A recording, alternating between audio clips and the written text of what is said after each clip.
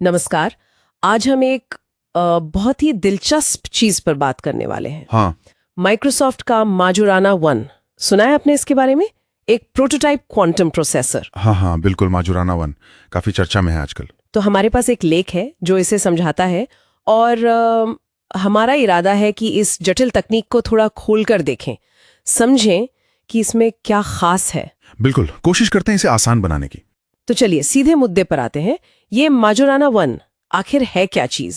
देखिए, ये माइक्रोसॉफ्ट का बनाया हुआ एक प्रायोगिक क्वांटम प्रोसेसर है।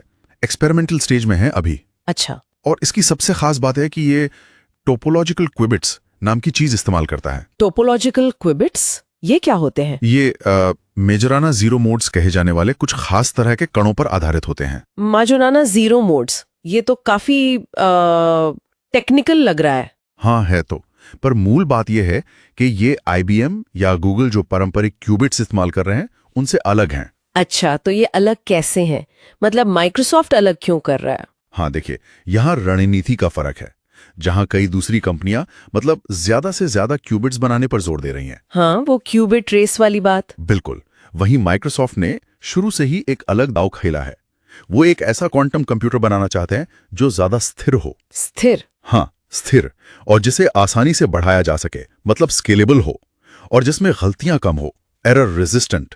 अच्छा, तो क्वालिटी पर फोकस है, सिर्फ गिनती पर नहीं। एग्जैक्टली, ये शुरू से ही एक ज्यादा टिकाऊ सिस्टम बनाने की कोशिश है। लेकिन स्थिरता, ये तो क्वांटम कंप्यूटिंग की क्या कहते हैं सबसे बड़ी चुनौतियों में से एक रही है। बिल्कुल रही है। पर ये टोपोलॉजिकल क्यूबिट्स ये ज्यादा स्थिर क्यों माने जाते हैं? इसका कोई आसान उदाहरण है? हाँ, इसे ऐसे सोच सकते हैं। मान लीजिए आपके पास जानकारी है, ठीक है? अब उसे आप एक सीधे धागे पर लिख सकते हैं, या फिर आप धागे में एक मजबूत गांठ लगाकर उस गांठ की बनावट में जानकारी सहेज सकते हैं। अच्छा, गांठ में। हाँ। अब अगर आप रस्सी को थोड़ा हिलाते भी हैं, मतलब बाहरी शोर या गड़बड़ी आती है, तो भी वो गांठ अपने आप नहीं खुलेगी, है ना? नहीं, गांठ तो गांठ रहेगी। बिल्कुल, यही मोटे तौर पर टोपोलॉजिकल सुरक्षा का सिद्धांत है।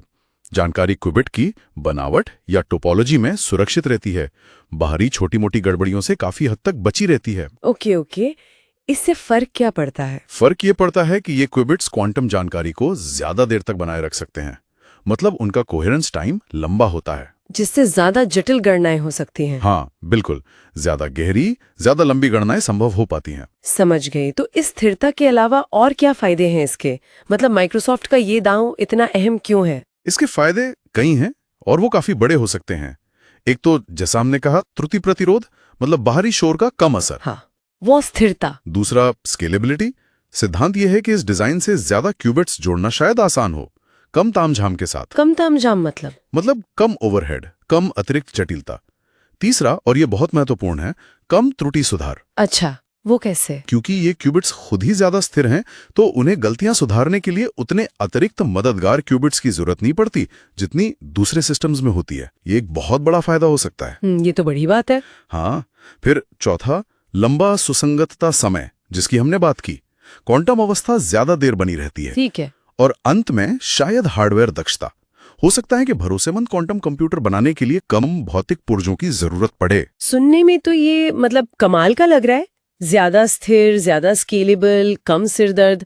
तो फिर हर कोई यही तरीका क्यों नहीं अपना रहा? इसे बनाने में जरूर कोई बड़ी मुश्किलें होंगी। बिल्कुल, और मुश्किलें छोटी मोटी नहीं हैं। सच कहूं तो माजुराना आधारित क्वांटम हार्डवेयर बनाना आज भौतिकी और इंजीनियरिंग की शायद सबसे कठिन चुनौतियों में से एक है। सबसे कठिन? ऐसा क्या है? देखिए, आपको एक साथ कई मुश्किल मोर्चों पर काम करना पड़ता है। पहला तो खास किस्म की सामग्री चाहिए। कैसी सामग्री? बेहद सटीक तरीके से डिजाइन किए गए नैनो वायर और सुपर कंडक्टर जैसी अनोखी चीजें ये आम नहीं है। अच्छा, और? दूसरा, अकल्पनीय ठंड। इन्हें परम शून्य यानी एब्सोल्यूट जीरो के बिल्कुल करीब चलाना पड़ता है। कितना करीब? सिर्फ कुछ मिली केल्विन। ये बाहरी अंतरिक्ष से भी कहीं ज्यादा ठंडा है। इसे बनाना और मेंटेन करना बहुत मुश्किल है। बाप रे। तीसरा, उन मायावी कणों की खोज, वो मायोराना जीरो मोड्स जो हमने कहे थे। हाँ। उनका पता लगाना और उनकी पुष्टि करना ही अपने आप में एक बहुत बड़ी चुनौती रही है। सालों लग गए इसमें। अच्छा, सिर्फ पता लगाने में? हाँ। और चौथा, जटिल निर्माण प्रक्रिया। इन क्यूबिट्स को बनाने के लिए परमाणु स्तर की सटीकता चाहिए, एटॉमिक स्केल प्रिसिजन। ओह, मायोराना क्यूबिट तक पहुंचने से पहले सिर्फ इन कणों के अस्तित्व का पुख्ता सबूत जुटाने में ही माइक्रोसॉफ्ट और उनके सहयोगियों को 1 दशक से ज्यादा का वक्त लग गया। तो आप अंदाजा लगा सकते हैं। वाकई ये तो बहुत ही ज्यादा मुश्किल लगता है। लेकिन सोचिए अगर माइक्रोसॉफ्ट इन जबरदस्त चुनौतियों से पार पा लेता है, तब क्या? हाँ, यही बात दिलचस्प हो जाती है। इसका असर हमारी दुनिया पर कैसा पड़ सकता है? अगर ये सफल होता है तो ये क्वांटम कंप्यूटिंग में सचमुच एक क्रांति ला सकता है। मतलब पूरी तरह से गेम बदल सकता है। क्रांति कैसे? किन क्षेत्रों में? आप सोचिए जरा, दवा और स्वास्थ्य में नई दवाएं खोजना, प्रोटीन कैसे मुड़ते हैं और काम करते हैं ये समझना, व्यक्तिगत इलाज, इन सब में अभूतपूर्व तेजी आ सकती है। ऊर्जा के क्षेत्र में बेहतर बैटरी बनाना, नए उत्प्रेरक यानी कैटलिस्ट खोजना जिनसे रासायनिक प्रक्रियाएं तेज हो, टिकाऊ ऊर्जा तकनीकों के लिए नई सामग्री डिजाइन करना। ठीक है। साइबर सुरक्षा तो पूरी तरह बदल सकती है। क्वांटम इंक्रिप्शन के नए तरीके बनेंगे, ये तो है। लेकिन आज के कई इंक्रिप्शन सिस्टम जो हमारे फाइनेंशियल सिस्टम और डेटा को सुरक्षित रखते हैं, वो शायद क्वांटम कंप्यूटर के सामने बेकार हो जाएं। ये एक दो-धारी तलवार है। हाँ, ये तो है। और वित्त में बेहतर निवेश रणनीतियां बनाना, धोखाधड़ी का ज्यादा तेजी से पता लगाना, बाजार की भविष्यवाणी करना। अच्छा। लॉजिस्टिक्स और एआई, सप्लाई चेन को ऑप्टिमाइज करना, ट्रैफिक रूटिंग जैसी जटिल समस्याओं को सुलझाना, एआई मॉडल्स को ज्यादा तेजी से और कुशलता से प्रशिक्षित करना। यानी बहुत सारे उद्योग प्रभावित होंगे। बिल्कुल। और सिर्फ उद्योग ही नहीं, मौलिक विज्ञान भी। हम शायद ब्रह्मांड के कुछ गहरे नियमों को समझ पाएं, क्वांटम रसायन विज्ञान में नई खोजें करें, पदार्थ की ऐसी नई अवस्थाओं का पता लगाएं जिनकी आज हम कल्पना भी नहीं कर सकते। तो इसे सरल शब्दों में कहें तो मायराना 1 क्वांटम कंप्यूटिंग के लिए वैसा ही हो सकता है जैसा राइट बंधुओं का पहला विमान था हवाई यात्रा के लिए। हाँ, ये एक अच्छी उपमा है।